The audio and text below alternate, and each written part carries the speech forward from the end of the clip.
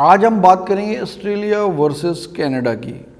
तो स्टूडेंट्स कई बार डायलेमा में रहते हैं कि ऑस्ट्रेलिया में क्या पॉजिटिव पॉइंट्स हैं या कनाडा में क्या पॉजिटिव पॉइंट्स हैं। तो आज मैं आपको डिटेल्ड एनालिसिस करूंगा कि कनाडा में प्रोग्राम्स को लेके, फंड्स को लेके, गैप को लेके, एकेडमिक्स को लेके और रीअप्लाई को लेके सारे पैरामीटर्स आज मैं इस वीडियो में डिटेल में हम डिस्कस करेंगे। Bells Overseas, the sound of your future. Hello everyone, मैं कपिल भाटिया बेल्स ओवरसीज से। जैसा कि मैं बता चुका हूं कि आज की वीडियो में हम डिस्कस करेंगे ऑस्ट्रेलिया वर्सेस कनाडा। तो कौन से ऐसे स्टूडेंट्स हैं जिनको ऑस्ट्रेलिया में अप्लाई करना चाहिए या कौन से ऐसे स्टूडेंट्स हैं जिनको कनाडा में अप्लाई करना चाहिए, ये आज की वीडियो में आप खुद ही एनालिसिस कर पाएंगे। मैं आपको गाइड नहीं करूँगा। जब मैं आपको पूरी डिटेल्स दे दूँगा उसके बाद आप खुद ही फील करेंगे कि हमारा प्रोफाइल किस कंट्री के लिए बेटर फिट होता है, तो आप खुद ही उस कंट्री में अप्लाई कर सकते हैं। अगर मैं बात करूं कनाडा की, तो हमारे जो स्टूडेंट्स हैं नॉर्थ इंडिया से, स्पेशली पंजाब हरियाणा से, तो यहाँ पर कनाडा का बहुत ज़्यादा क्रेज़ है, एक ट्रेंड है। उसका कारण है क्योंकि हमारा इंडियन डाइस बहुत सारा कनाडा में है ऑलरेडी, क्योंकि बहुत देर से जो स्टूडेंट्स हैं वो कनाडा में जा रहे हैं, ट्रैवल कर रहे हैं पंजाब हरियाणा से। तो वो क्या होता है कि उनके कोई ना कोई रिलेटिव्स या कज़न्स या फ्रेंड्स वहाँ पर रह रहे होते हैं, तो वो उन्हीं को वो इन्फ्लुएंस करते हैं कि आप वहीं आइए। ज़्यादातर वो टोरंटो, वैंकूवर की वहाँ पर उनकी प्रेफरेंस रहती है, तो वहाँ पर स्टूडेंट्स मेजरली जाना चाहते हैं। दूसरा जो एलियरमेंट रहती है कनाडा में स्टूडेंट्स को जाने के लिए, वो है कि वहाँ कनाडा में जो प्रोग्राम्स हैं डिप्लोमा में, मैं अभी आपको प्रोग्राम की भी डिटेल देता हूँ, क्योंकि वहाँ पर मेजरली 90% स्टूडेंट्स हैं वो डिप्लोमा प्रोग्राम ऑप्ट करते हैं। तो डिप्लोमा की जो ड्यूरेशन है वो कम रहती है और इस कारण कनाडा में बहुत सारे स्टूडेंट्स अप्लाई करते हैं। क्योंकि कनाडा में जो मेजरली है कि आपको 2 इयर्स उसका डिप्लोमा करने के बाद 3 ईयर का वर्क परमिट मिलता है। इन बिटवीन 1 ईयर के बाद आप अपनी पीआर ले सकते हैं, डिपेंड करता है प्रोविंस के अकॉर्डिंगली। कई प्रोविंसेस में तो आप और भी अर्ली पीआर ले सकते हैं। तो इसलिए कनाडा में जो पीआर का एक क्रेज़ है वो ज़्यादा रहता है। प्लस अगर हम बात करें फ़ी की, फ़ी स्ट्रक्चर है जो कनाडा में कंपैरेटिवली डिप्लोमा में कम होता है, तो दैट्स वाई स्टूडेंट्स इसको प्रेफर करते हैं कि हम कनाडा में चले जाएं, वहाँ पर उनका बजट कम लगता है। अब हम सबसे पहले पैरामीटर पे आते हैं, वो है प्रोग्राम्स। जैसा कि कनाडा में जो मेजरली स्टूडेंट्स हैं वो डिप्लोमा प्रोग्राम ऑप्ट करते हैं। डिप्लोमा की वहाँ पर वीज़ा सक्सेस भी अच्छी है, तो ऐसा कोई प्रॉब्लम नहीं आती। वहाँ पर जो प्रोग्राम्स हैं कनाडा में, वो आप चाहे सर्टिफिकेट कोर्स लें, उसके बाद डिप्लोमा प्रोग्राम है। डिप्लोमा में यूजी डिप्लोमा भी है, पीजी डिप्लोमा भी है, पीजी में 1 ईयर डिप्लोमा भी है, 2 ईयर डिप्लोमा भी है, 1 ईयर सर्टिफिकेट प्रोग्राम भी है। उसके बाद बात करें तो एडवांस डिप्लोमा है, वहाँ पर उसमें कोऑप प्रोग्राम भी साथ में रहता है कि जिसमें ट्रेनिंग होती है। उसके बाद बैचलर है, बैचलर 4 ईयर्स की रहती है। मास्टर्स है, मास्टर्स 2 ईयर्स की रहती है।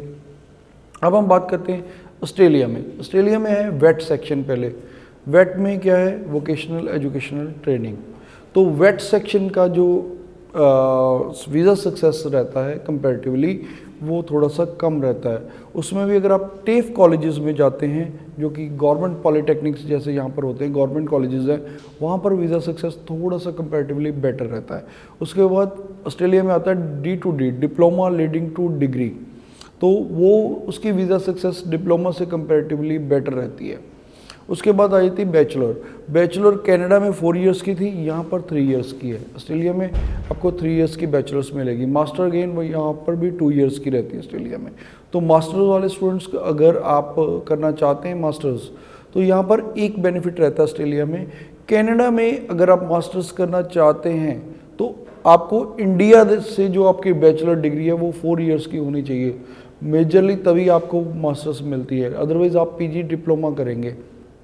लेकिन ऑस्ट्रेलिया में ऐसा नहीं है। अगर आपने यहाँ पर बैचलर्स किया, वहाँ पर मास्टर्स करने के लिए जा सकते हैं 2 इयर्स की मास्टर्स के लिए। और इसी तरह यहाँ पर वेट सेक्शन की जो वीज़ा सक्सेस है अप्रॉक्स 40% के करीब है। अगर डिप्लोमा लीडिंग टू डिग्री की बात करें तो 70% के करीब है। लेकिन अगर आप हायर एजुकेशन में अप्लाई करते हैं जिसमें बैचलर और मास्टर होती है ऑस्ट्रेलिया में, तो वहाँ पर आपकी वीज़ा सक्सेस 90% से भी अबव रहती है। अब बात कर लेते हैं कनाडा की। कनाडा में मेजरली डिप्लोमा में ही जाते हैं स्टूडेंट्स, तो डिप्लोमा की वीज़ा सक्सेस काफ़ी अच्छी रहती है।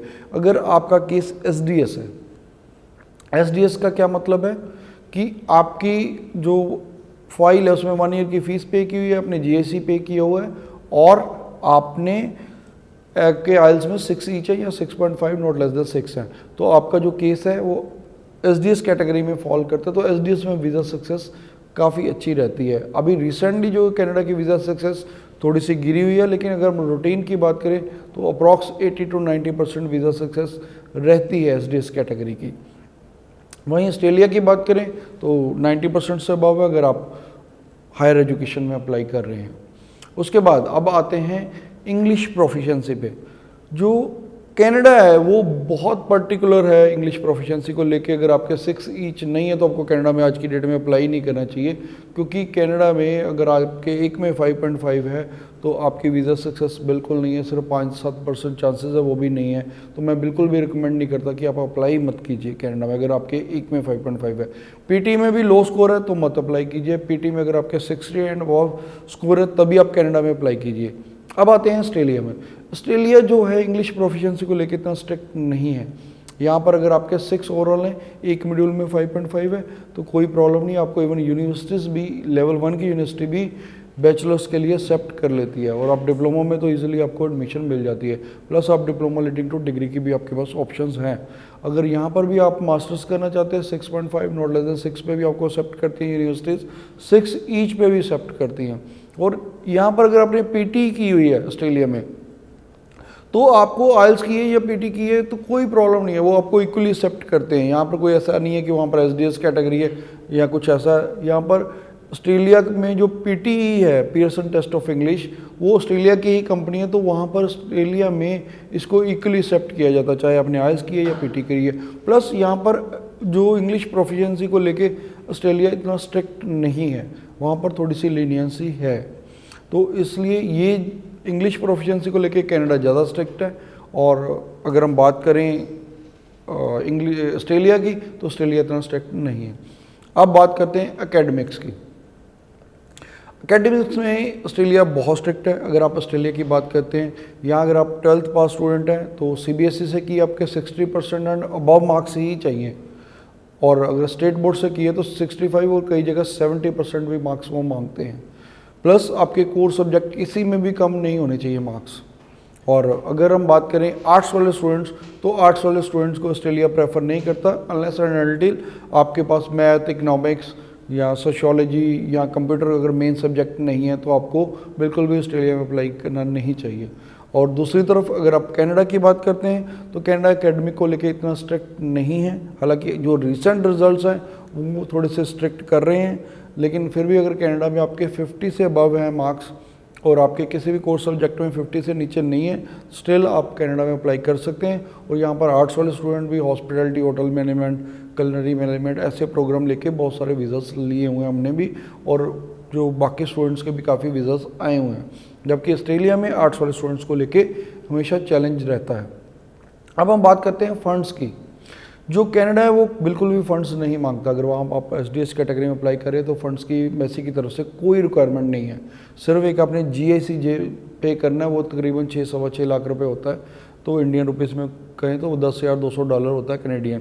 तो वो उसके अलावा आपको फंड्स की कोई रिक्वायरमेंट नहीं, सिर्फ आपने 1 ईयर की फ़ी पे करनी है और आपने मेसी फीस देनी है और आप अपना वीज़ा अप्लाई कर सकते हैं। तो यहाँ पर अगर ऑस्ट्रेलिया की बात करें तो ऑस्ट्रेलिया में यूनिवर्सिटीज़ ही आपको एडमिशन नहीं देती। ज़्यादातर यूनिवर्सिटीज़ को रिक्वायरमेंट 3 मंथ ओल्ड फंड्स हैं और कुछ यूनिवर्सिटी तो 6 मंथ ओल्ड फंड्स भी मांगती है। अगर हम G8 की यूनिवर्सिटीज़ की बात करें तो वो 3 to 6 मंथ ओल्ड फंड मांगती हैं। 3 मंथ से कम तो कोई भी यूनिवर्सिटी आपको लेवल 1 की एक्सेप्ट ही नहीं करती। तो यहाँ पर आपको प्रीवियसली फ़ंड भी 20 से 25 लाख के करीब आपको दिखाने पड़ते हैं मिनिमम। तो ये एक फ़ंड्स को लेके चैलेंज रहता है। अगर हम वैसे अगर बात करें फंड्स शो मनी के अलावा, आप अगर खर्चे की बात करें तो ऑस्ट्रेलिया में कम होता है। आप यहाँ पर 6 मंथ की फ़ीस दे के जा सकते हैं ऑस्ट्रेलिया में, जिसका कि खर्चा अप्रॉक्स फ़ीस जो होती है 6-7 लाख रुपए होती है। उसके अलावा आपका ओवरसीज हेल्थ कवर और एम्बेसी फ़ीस डाल के भी आपका जो खर्चा है वो 9 से 10 लाख रुपए ही आता है, अगर आपके पास फंड्स हैं दिखाने के लिए। लेकिन अगर कनाडा की बात करें तो यहाँ मतलब फ़ीस जो रहती है 9 से 12 लाख लेती है पब्लिक कॉलेजेस की, यूनिवर्सिटीज़ की उससे भी हायर रहती है। तो उसके अलावा 6.5 लाख रुपए का और खर्चा आता है जिसमें जीआईसी, मेडिकल और एम्बेसी फ़ीस आती है। तो तो ये कनाडा में अगर स्टूडेंट ने जाना तो तकरीबन 16-17 लाख रुपए मिनिमम चाहिए, और अगर ऑस्ट्रेलिया में जाना तो 10 लाख रुपए में भी आप जा सकते हैं ऑस्ट्रेलिया 6 मंथ की फ़ीस देके। लेकिन जो शो मनी है वो ऑस्ट्रेलिया में ज़्यादा है, कनाडा में कोई शो मनी की जरूरत नहीं रहती। अब हम बात करते हैं गैप की। ऑस्ट्रेलिया गैप को लेके बहुत स्ट्रिक्ट है। अगर 12th पास स्टूडेंट की बात करें तो सिर्फ 1 ईयर का गैप ही एक्सेप्ट करते हैं, लेकिन कनाडा में थोड़ी सी रिलैक्सेशन है। कनाडा में अगर आपका 2 to 3 ईयर का भी गैप है, 2 ईयर के गैप के साथ भी कनाडा +2 के बाद स्टूडेंट्स को एक्सेप्ट करता है। अगर बैचलर की बात करें तो कनाडा में हमने इवन बैचलर के बाद 8 ईयर के गैप के बाद भी वीज़ा लिया हुआ है। 8 to 9 ईयर का गैप भी एक्सेप्टेबल है अगर आपके पास जस्टिफिकेशन है। लेकिन ऑस्ट्रेलिया में आपकी सैलरी अकाउंट में होनी चाहिए, चाहे आपका 2 साल से ज़्यादा 3 साल से ज़्यादा का गैप है तो भी। तो यहाँ तो 5 ईयर्स के गैप के अगर आपसे ज़्यादा है तो वहाँ पर वीज़ा बहुत चैलेंजिंग रहता है ऑस्ट्रेलिया में। तो गैप को अगर बात करें तो ऑस्ट्रेलिया ज़्यादा स्ट्रिक्ट है, कनाडा थोड़ा सा लीनियंट है। उसके बाद बात करते हैं रिफ्यूज़ल्स की, रीअप्लाई की। कनाडा में आप अगर रिफ्यूज़ भी हो गया तो भी कोई प्रॉब्लम नहीं, आप दोबारा अप्लाई करेंगे आपका वीज़ा लग जाता है। आप जितनी बार चाहें उतनी बार अप्लाई कर सकते हैं। कई बार 3rd स्टेज पे भी वीज़ा आता है, कई बार 4 रिफ्यूज़ल के बाद भी हमने वीज़ा लिया हुआ है कनाडा में। लेकिन ऑस्ट्रेलिया में अगर आपका एक बार वीज़ा रिफ्यूज़ हो गया उसके बाद आप वीज़ा की तो बात छोड़िए, आपको कोई यूनिवर्सिटी COE भी नहीं देगी, कोई आपको एडमिशन भी नहीं देगी, तो वहाँ पर आपका दोबारा चांस बिल्कुल भी नहीं है। तो ये कुछ एनालिसिस था कनाडा वर्सेस ऑस्ट्रेलिया का। बाकी आप अब सोचिए कि आपका प्रोफाइल किस में ज़्यादा फिट बैठता है, तो आप उसके अकॉर्डिंगली अप्लाई कर सकते हैं। हालांकि अगर हम PR की बात करते हैं तो PR कंपैरेटिवली कनाडा में बहुत ईजी है, ऑस्ट्रेलिया में थोड़ी सी वो चैलेंजिंग रहती है। लेकिन जो प्रेजेंट गवर्नमेंट आई है ऑस्ट्रेलिया की, उन्होंने ये प्रॉमिस किया है कि हम लॉन्ग स्टे की ऑप्शंस में और स्टूडेंट्स को बढ़ाएंगे। हम अपने जो स्किल्स यहाँ से स्टूडेंट्स ने लिया है, स्किल सेट को हम बाहर नहीं जाने देंगे। तो ये गवर्नमेंट की तरफ से पीछे बयान आ चुका है। तो हम उम्मीद आने वाले टाइम में ऑस्ट्रेलिया में भी PR की चीज़ें और ईजी होने जा रही हैं। फिर भी स्टूडेंट्स अपने प्रोफाइल के अकॉर्डिंगली डिसीजन ले सकते हैं, जहाँ पर उनको कंपेरेटिवली ज़्यादा फिट लगता है वो वहाँ अप्लाई कर सकते हैं। फिर भी आपका कोई क्वेश्चन है, कोई क्वेरी है तो आप नीचे हमें कमेंट कर सकते हैं, हम हर कमेंट का आपको रिप्लाई देंगे। प्लस आप अपना अगर प्रोसेस हमारे से स्टार्ट करना चाहे कनाडा के लिए या ऑस्ट्रेलिया के लिए, किसी भी कंट्री के लिए, तो आप ऑल ओवर इंडिया कहीं से भी अपना स्टडी वीज़ा का प्रोसेस बेल्स ओवरसीज से स्टार्ट कर सकते हैं, या आप हमारे हेल्पलाइन नंबर 6292062920 पे कॉल कर सकते हैं। Thanks for watching. Business or call us for visa services. Follow us on our social handles for offers and new updates.